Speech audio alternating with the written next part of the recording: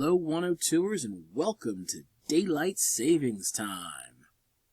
Yeah, I'm a bigger fan of standard time because I just like the dark. I don't like the sun. I don't necessarily burst into flames or even sparkle, but don't get me started on that garbage. But I like the cool dark nights in front of a fire pit where you can actually look up and see stars and such. The sun is fine for all you who like to be warm, but that's not me.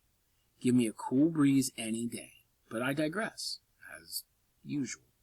Since I don't want to keep you too long, let's just roll right into our masterclass schedule by starting on our main page, scrolling down here to where you see View Course Schedule, clicking on the link, 102 Masterclass Schedule, and then we're in Unit 2, Week 5. As you can see, it's the last week of Unit 2. But really, there's only 6 weeks left, so we're building toward the finish. This week features the start of CSET, which technically should be a review of what you learned in English 101, right? There's 2 documents to look through, and then there's a single homework assignment, which is a single organizer.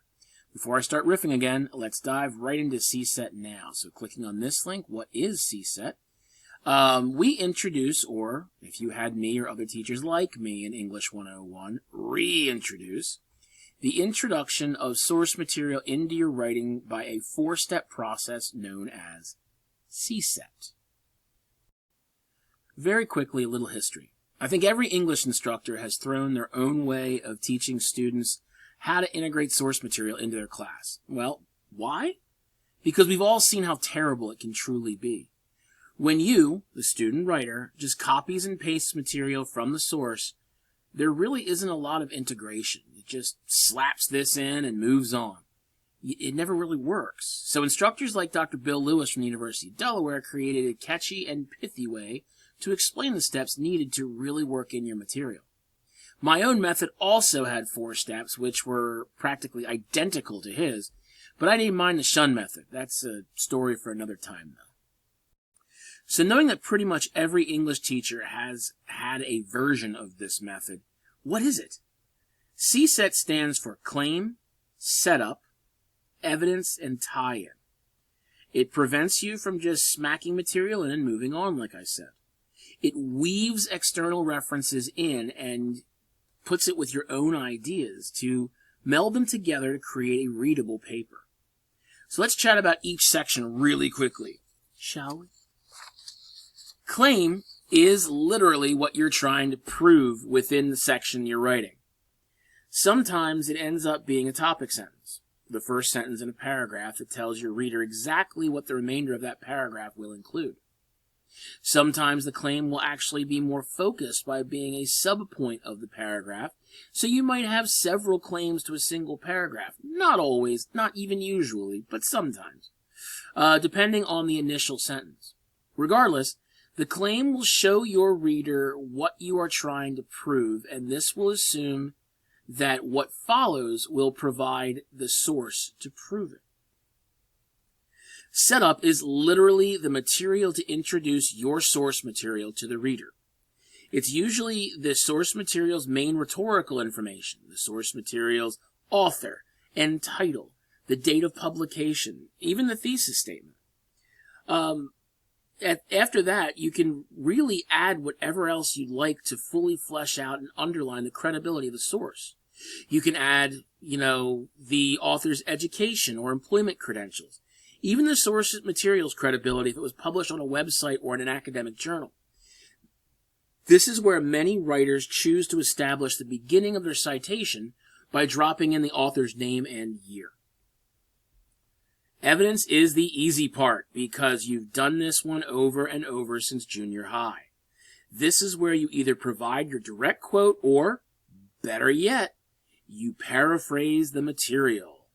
It's a very smart idea to use paraphrase more than direct quotes, because with a paraphrase, you can direct your ideas in your own words rather than going back and forth with another author's direction and wording. Your goal is to explain the material in your own words so that your reader can see cohesiveness throughout the paper. Finally, we have tie-in, which, in my opinion, is the most important part of this process. I used to call it explanation, but my method is not being used right now. It's the CSET method, so it's literally the same thing regardless. How does this material connect to the thesis you've established in the introduction and the overall flow of the paper as a whole that you have shown with your topic sentences?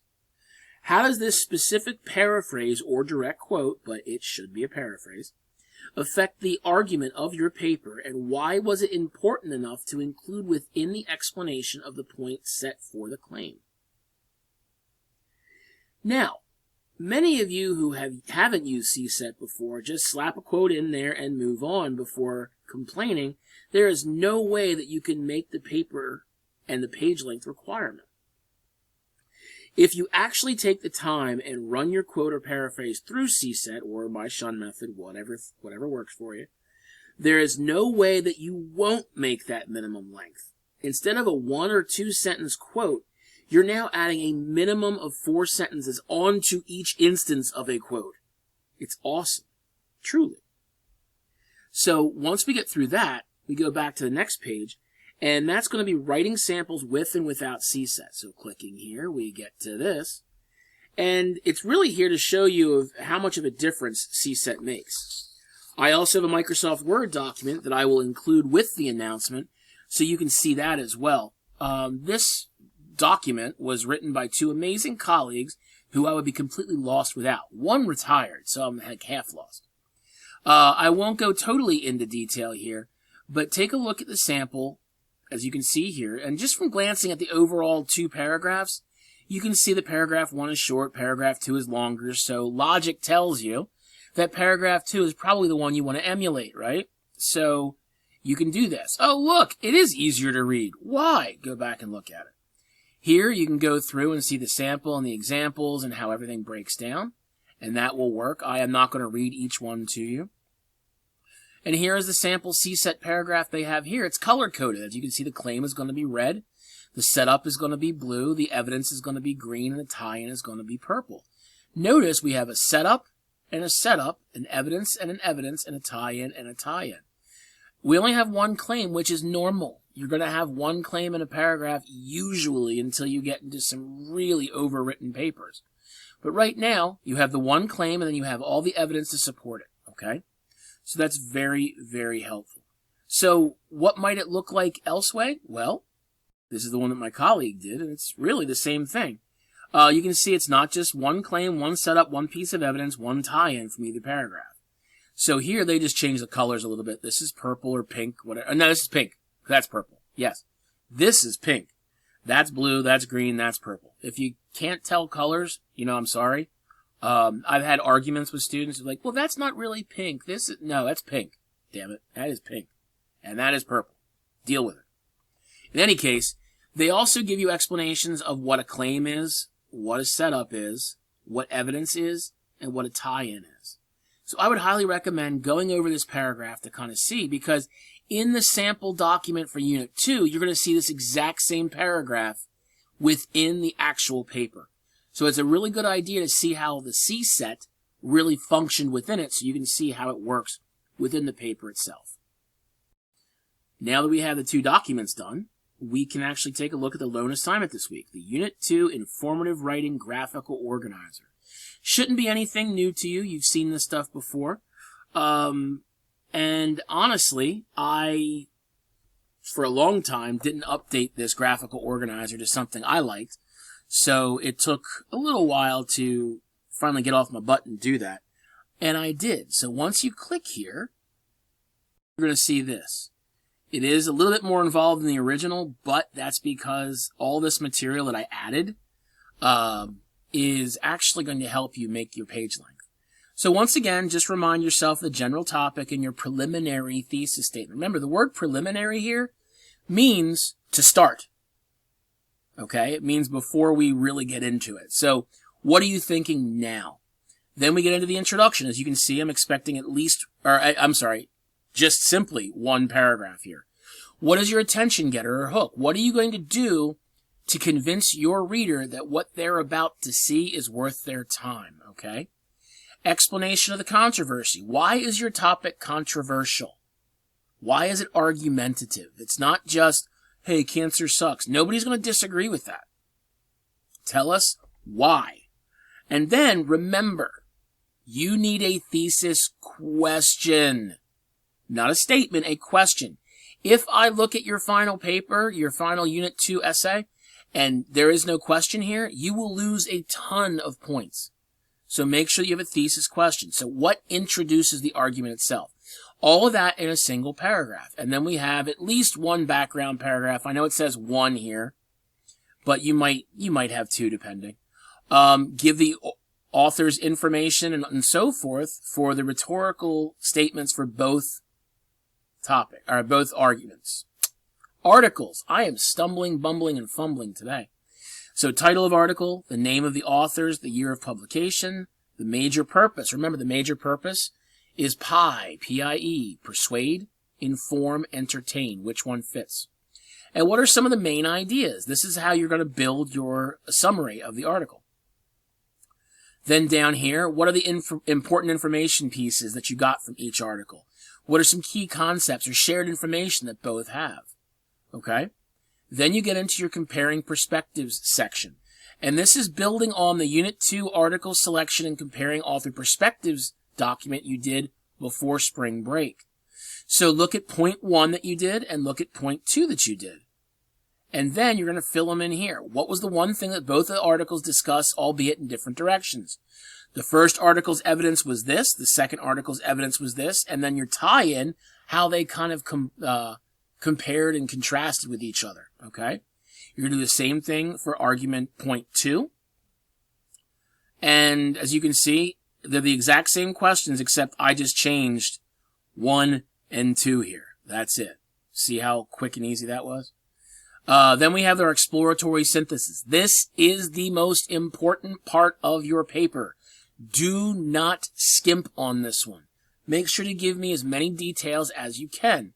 So, 1 paragraph minimum, you can do 2, you can do 3. It doesn't matter to me as long as you're explaining yourself. What are your thoughts on the argument? That means, yes, you can use I think, I feel, I believe, as long as you can prove it. You can also say my idea is. What are the evolution of the ideas? How has your mind been changed by the new material? Did you start with idea A and now you're thinking idea B because the source material changed it? What is your personal experience with this? Do you have any personal experience with your topic? Some of you may not, and that's fine. Some of you may have some personal experience, and that's important. So make sure that you look through that. And what further research do you think is needed for this topic? Finally, we have our single paragraph conclusion. Do not give me a multi-paragraph conclusion. It's not needed, it's not wanted, it's not desired. 1 paragraph, that's it. Call to action ideas. What do you want your reader to know, to see, or to do with this new information? And then, all the way back up here in your introduction, you had your thesis question. Answer the thesis question down here in what becomes your thesis statement. Now you're showing your reader the type of idea that you're putting forth and so forth, okay? So please make sure that you get all of that taken care of. Then you're going to list down out your references. Show me your APA style. Once again, here is the APA link for the Purdue OWL. All you have to do is just hit the control button and click on it, and it'll take you right to that page. So, it may look like a lot, and it is, but if you do a lot of work on this, your paper becomes that much easier to read. That's all, folks. Probably not the shortest video. As a matter of fact, it's probably going to be about 14 and a half minutes long when we're done.